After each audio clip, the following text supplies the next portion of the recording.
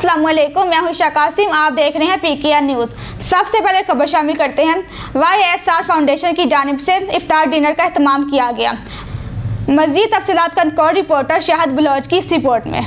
कंदकोट में YSR foundation की जानिब से हर साल की तरह इस साल भी 21वें रोज़ा इफ्तार डिनर का एहतमाम किया गया, जिसमें शहर भर के गरीब मजदूर और ज़रूरतमंदों के सैकड़ों में शिरकत। YSR कंदकोट के CEO एजाज अहमद ने इस मौका पर गुफ्तगू करते हुए कहा कि YSR फाउंडेशन की जानिब से रोज़ बढ़ती हुई इस महंगाई के दौर में जहाँ गरीब आदमी का 2 वक्त की रोटी भी खाना मुश्किल हो गया है, इसमें ऐसे ज़रूरतमंदों, गरीब और मजदूर तबका की मदद करना इंसानियत का मुँह बोलता सबूत है। रमज़ान के इस बाबरकत महीने में मेरी पूरी टीम ने खूबसूरत ताज निकाब करके चेहरे पर खुशी के चंद मुस्कुराहटें बिखेर दी हैं।